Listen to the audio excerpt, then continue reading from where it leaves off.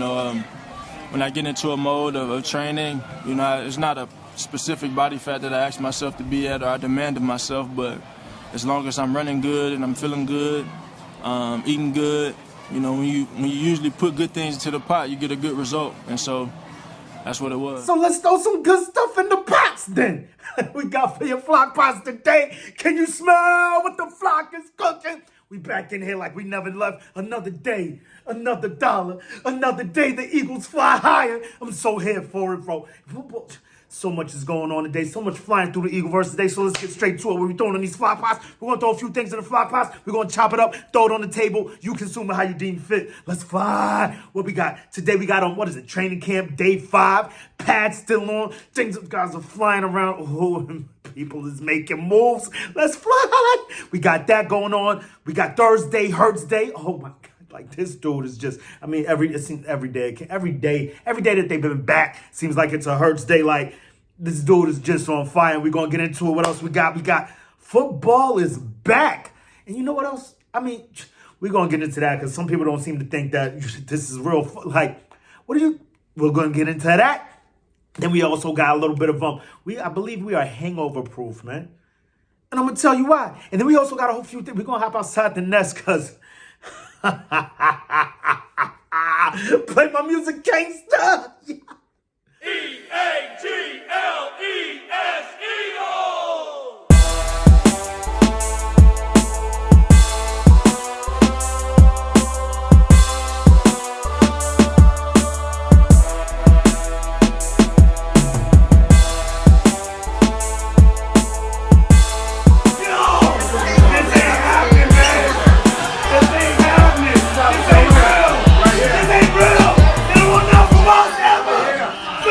Visuals on the team, we want to continue to grow, so we are stronger together when we fly together. We are stronger together when we fly together. Flock up or flock off, not you stick around, because it's about to go down. We back up in here. Let's keep the maniac thing, because I've been flocking the crest wilding over here. Please like and subscribe if you bought that Fly Eagles Fly. Drop a comment in the box if you're flying with the flock. Let's fly. Do remember, join that maniac thing. Noti gang, you hit that bell, you get a ring every time I'm on this YouTube thing. Let's fly. And let's not forget to keep the main thing. I hope this video finds you in good vibes, good tides. If you're not there, I hope this helps you get there because we're about to go there. Oh, yeah, we all in it, man. Day 5 of training camp and our guys are flying around. Well, let's get the, like I tell you, man, I like to do it like this, man. Let's get the bad news out the way so we end on a good note. You know what I'm saying? So let's do it like this. Bradbury and Nakobe Dean got a little nicked up in practice today. You never want to hear it. Lends me to think sometimes just my take on it, and I don't want to throw it out there too early, and I don't want to get everyone's feathers all flocked up and in them bunch and all that, but look, is Nakobe Dean, ready for pads on? These dudes are flying around hitting hard, or it's just an early camp injury, just something, just a nick on the sideline, da-da-da. I just hope he can make it. These 17 games, man. Yesterday I heard Rob Ellis said one of the dopest thing about Dallas Goedert. A lot of people want to see him get the 100 catches or 1,000 yards or something like that. The number we want to see Dallas Goedert hit is 17, and I feel the same way about Nakobe Dean. Let's get him through these 17 games. Because what do we have? If you're looking at depth, in our linebacker room, who's behind Nakobe Dean? Who do we have? Well, today they had Christian Ellis, and if he's the backup, a lot of people want him to be on the field with Nakobe Dean, side by side, and then leading the linebacker room. Because I'm hearing this guy's blowing up in camp, and he's doing work again. But just something to think about. In Bradbury, we have a bit of depth in the DB room. For all intents and purposes, though, we're hearing that it's light, nothing crazy, but another amazing thing that happened in the DB room. Your boy Sidney Brown is now playing with the first team. Are you crazy? This dude is just rising through the charts. Not to mention, I believe what is Unscripted was basically a feature on him. It's actually him and Bradbury. So I hope, whatever, Bradbury's good. Let's not get all crazy. I'm getting crazy. So just leave it up to me. I'll be the crazy one. Everyone out there, you calm down. So check it out. Sidney Brown, They unleashed another episode of Unscripted, though. What, this is like twice in a week. If this is what we're going to see during the regular season, man, I can't wait. Unscripted is like my favorite show on TV, on television, on anything, on video, on any streaming platform that you have. Unscripted could stream for me all day, 24/7, 365. I love... I don't know if I've said it enough on here, man. I think I should do unscripted, like, recaps. Just break it down 24/7, 365. Just keep it on the loop, man. Like, I love Unscripted. So anyway, Sidney Brown, he was basically featured on that episode. Him and Bradbury for the most part. You had McDonald up there a little bit. Oh, they spoke to Darius Slay. They spoke to Slay a little bit also. It was basically a DB-orientated Unscripted. You know, showed Sidney Brown moving into his first crib and all that. You just feel so good for that kid. A kid that kind of, you know, he was homeless at Jace. You know what I mean? No, call it what it is. The boots coming from homelessness. It's heavy when you say homelessness, you know, like homeless people. But anyway, from humble beginnings and to have his first house, man, this has to feel amazing for that kid. And I feel amazing for him. Hope everyone out there does feel the same way for him. All Eagles fans, like fly behind this kid, lift him up, man. And just the way he's lifting himself up through camp. Started off on the third team, I believe. The last practice he moved up to the second team. Now he's playing with team one team, the 8 team, with Blankenship over there, bro. With those dudes. And Blankenship seems to be the steady ship, the steady Eddie over there, just all camp. He's been with the first. And I believe early in the offseason, a lot of people were saying that, not a lot of people were saying, there was a list that came out, I believe, by PFF that said risers as far as defense goes. They had Kobe Dean and Blankenship on that list. And we just hope the Kobe Dean comes back 100%. You know, like I said, it just sounds like, they were both on the sideline. Nobody really left practice, like left. You know, Bradbury was back on the sideline with a towel over his head, and Kobe Dean was out there flying around talking, doing his thing, So I believe we're good as far as that goes. Then we've also got Sidney Brown with the first team reps, though. It's just like amazing. Sidney Brown. And from that Brown, we go to another Brown. And this is the craziest news. Just indulge me for a sec, man. Appease me for a little bit, people, man. A.J. Brown returning punts for the Eagles. I mean, it makes too much sense. At least, okay, in crucial situations, say, you're getting the ball back with, let's say, 2-minute warning. We're getting the ball back down by 3. They could back us up with a punt or whatever the case may be. You throw A.J. Brown back there to return a punt. This guy's breaking tackles, busting through lines, creating crazy chaos, cacophony all over the place, the crowd going crazy. Could you imagine? I'm here for it. I'm here for it. That's what I want to see. And we'll leave it at that. Maybe they were just playing around a few. Who else was back there returning punts? It was A.J. Brown and I believe Rashad Penny. Things that, and we spoke about that early in the both season and the off season and all that, like Rashad Penny back there. He's been back there a few times returning punts, which I believe could be more realistic than A.J. Brown. But either case, like, these are playmakers. These are guys that will bust through your line. Yeah, I said bust through your line. And it can get crazy out there. So I'm so here for it. And if it goes down with A.J. Brown, let it go down. Let's say let one time roulette on with that. And Keely is out here flashing. He's showing a little bit. He actually almost received and then intercepted Jalen Hurts for the first time this camp. So that's a big deal. He's out here doing his thing, making big plays. I believe he was defending Devontae Smith on the play. So that's just good things. Good thing. If there was somebody that I wanted to intercept Jalen Hurts, it would be nobody. Like, really, nah, I'm not with it at all. I don't like it. Pineapples. Blah.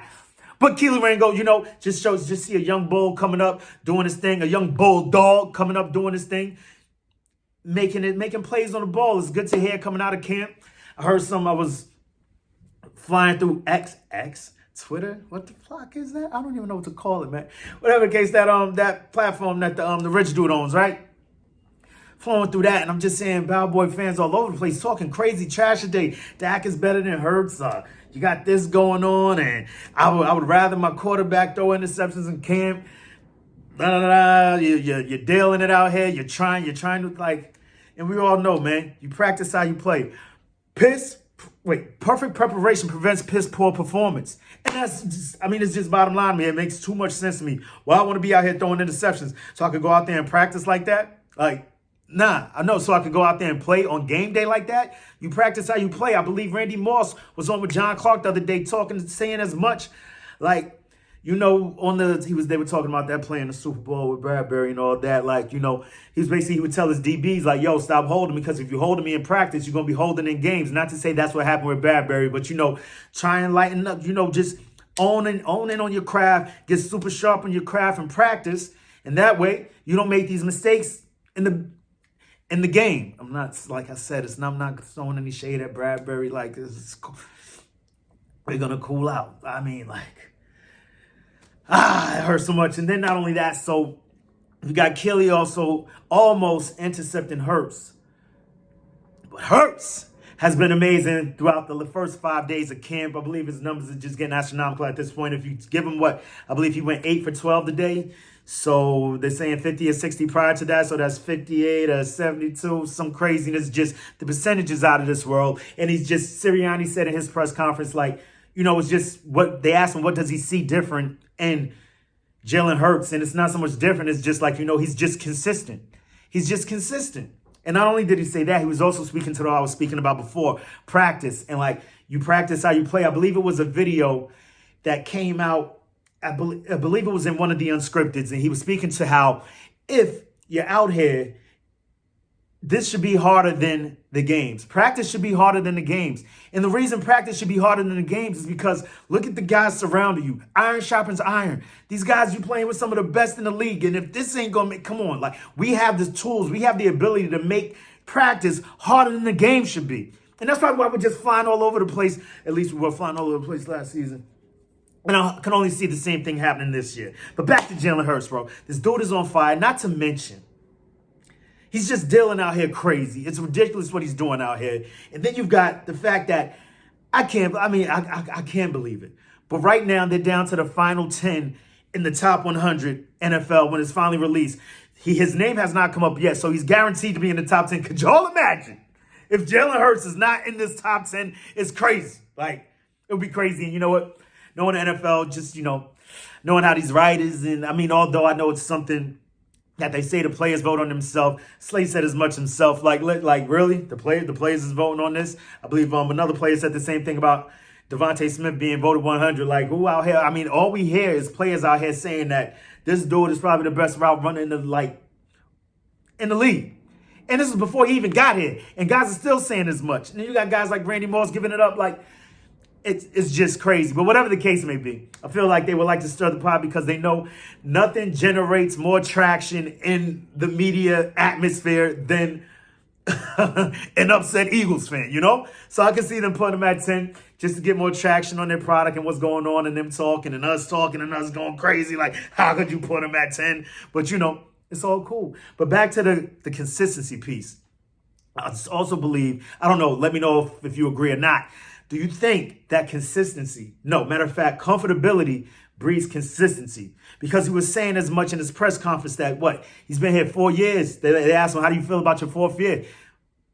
He's like, I don't know. It's a 4th year. I've never been anywhere for a 4th year. When you think about in college, he wasn't in any of those schools 4 years. Was he a 4-year starter in high school? I know we're going to have to go look back up on that. But I'm saying, at this point, we're talking college and the NFL. He's been with the Eagles 4 years, probably the longest place he's ever stayed in his career. And that comfortability breeds consistency. Is that a good or a bad thing? Some people may say consistency or comfortability could breed complacency. But if you're comfortable in a place and you become consistent from that, and now you're comfortable in the offense, things are starting to slow down. You're starting to see things better. And he's saying, like, dude, this is a triple threat. Have you ever heard of this before? I'm pretty sure there have been other triple threat quarterbacks out there, guys that could run, pass, use their mind. But he's the first one to say it. We got the first triple when the phrase was born. Jalen Hurts is that guy. He is the first H1M, the first triple threat quarterback since the phrase has been coined. He needs to shell pro. Like, when he said that, I'm like, triple threat. Triple threat, you got what else is it? My mind, bro. This dude that he's seeing everything clear. Not to mention, I heard even games last year, he was going in at halftime. Ask him, like, what's going on? What you seeing? He's like, listen, they're doing this. We need to do this. And coach is like, yeah. Similar to, D. Pitty with Nick Foles in the Super Bowl. Yeah. It's good times, man. Good times. It's so inspirational. But yeah, bro, like, I'm just so hyped for these dudes to be back in here. And you got, like, this hangover looming over us. And I believe with leaders like Jalen Hurts, Nick Jalen Alexander the Great hurts. Nick Sirianni over there in our leadership and what we're doing. I just don't feel like there's no way we can have a hangover. I know it sounds crazy, but it's the postseason, what I'm supposed to say. But you got people out here like Dave Spadaro and Jamie Erdahl. They're flying around this camp and it's like, this team does not look like a team that lost the Super Bowl. These dudes, they're just out here having fun, having a good time, but working hard at the same time also. Everyone seems to have that watered down the Doug's back mentality, like what happened yesterday does not affect today. My situation is not my destination, and we going further. And the destination is that top of the top of the top, that goal. Man, I just can't wait for this season to start. And in my mind, I feel like football starts. I mean, it's not us, it's another green, but it's green nonetheless. But I'm here for that. But not really. It's the Jets. And who else is playing? I don't even know. Who is it? The Jets? The Jets and the Packers? Jets versus Browns, right? So you got this going. Football is back, at least in my estimation. We get to see teams play. And like a lot of people out here, like I was listening to this New York radio host, he's saying how Donald Gregg is a good guy, boy. You know what I'm saying? Sometimes these guys are off, and I just got to call him and I said, like, at least how I feel, at least how I see it. Like, it's not really football. You're just seeing these guys out here running around. They're not going to, if these guys end up playing, these are the guys that you don't want to play. I'm like, really, bro? These are rookies. These are guys that may possibly play. These are the guys that play. This is the times when guys make teams. When guys make names for themselves. When you see them play, like, oh, snap. Like, yo, did you see what Kez just did? Are you kidding me? Time and time again, these guys that some consider backups, make flash plays, and the next thing you know, they are in the starting lineup. And I'm here for it. Just any type of football, I'm here for it, man. I don't get people. Let me know. Are you the type of person that like looks at preseasons like, I get it. I know when the game first starts, just super hype. I mean, I'm ready. I've got it. I'm ready to go. I got the whole spread out like it's a real game day. And I just said it myself. How it's not really a game day, but still football is back, and just that man, I don't know. I'm one of those guys. I'm here for it, no matter who's on the field. Just seeing my team colors, seeing football back, because this is one sport where even if it's not your team, you can watch. And I don't care. I'm here for it today. Football is back, y'all. We ain't back yet, though. We be back in about 10 days? 10 days now? Oh my gosh, it's getting so close. We're getting so close. 9 days. 9 days. That's next. Oh my gosh. Saturday. And it's a Saturday at that. So here for it. Got a quick turnaround. It's a Thursday game. But I mean, I guess it's preseason, so it's not that serious. You could just designate how you want to rest people. And are we gonna stop the Ravens win streak in the preseason? Let's do what I'm here for. I don't give a flop. I want to see it, man. Go Birds. Let's go fly. Eagles fly and all that, man. I'm hyped. I'm just so football is here. And it's not even our team playing tonight. And I am hyped. But you know how I like to do around this time, about this time, at this time. To the next time, make it your best time. In the meantime, between time, keep it a green time. Kelly Green time. Oh, yeah. I know I had a few Kelly Green gripes the other day, man. Just had to get a few things off my chest, man. But I'm so hyped. I'm seeing people getting there. Some people that said their jerseys wouldn't be here till like the 20th. They're getting responses back saying they in the mail right now. I didn't get that. They may have seen my video. They're mad at me. I'm sorry. I would give me my jersey, man. I don't care. I need my jersey. And I also like to do around this time, about this time, at this time, man. We got questions. When do the games start? But the real question is, what you gonna do when Eagle Mania swoops down and runs wild on you? Play my music, gangsta. Eagles. Eagles. Hold up, wait a minute. Y'all thought I was finished. We can't get up out of here before we get into who is it, Trevon Diggs telling Dak to shut his ass up. What? This is going on. This is what's going on in Bow Boys camp. They telling their own boys to bow down. What is going on here? You know what, man? It's pretty funny to me. I'm here for it. I'm here for the laughs and all that. We're going to laugh about it, all of us. It's flocking amazing. But at the end of the day, I think a lot of us are making it more. We don't want to be like them, man. They always trying to blow things out of proportion, make things more than what they really are. That's not us. They want to blow things up, make it all grandiose. They're all about the business. We're all about the business of what goes down on this field right here. You feel me? Picking up what I'm laying down, man. So get the flock out of here. I think it was just two dudes being competitive at camp. It didn't seem any, initially when I first heard it, the way Shady was making it sound, and that's our boy, Shady. You know what I'm saying? But, I mean, he was making it sound crazy. Like, yo, you say them words, bro. There's a respect quotient. Like, you just don't talk to another man. Like, then there are cases where, like, you know, you could tell it's just a little. He wasn't in his face. He was actually running off. Saying, it didn't even feel like a real shut up. You know what I'm saying? You know how that sounds. You know what I'm saying? But you know, it's just not. Let them blow up the BS. We're gonna stay out here, and keep doing our damn thing. Not to mention, before I get out of here, DeAndre Swift is out here crushing it. I was in, I forget what chat room I was in the other day, and it was just like, if we implement DeAndre Swift into this passing attack, the way it's looking like we're gonna implement him into this already prolific passing attack, it's about to be stupid. And Nick Sirianni is out here calling him a playmaker. Like, in just every report that we hear, and you know what, I'm not going to believe it till I see it, but man, oh man, if DeAndre Swift comes out here and goes crazy with the weapons we already got, this could be super stupid. And man, it's just, what, Nick Sirianni and Trey Sermon, like, it's crazy how much he's in this dude's corner. I mean, Trey Sermon was no joke when he was out there with the Winders, you know what I mean? So I don't know if it's a tactic that we're using as a trade piece or a trade chip or something, or if he's really, really that guy. Because, I mean, you don't put him on the field. But you know what? Other than that, man, because I'm about to lose my flock in that again. Get the flock out of here. EAG!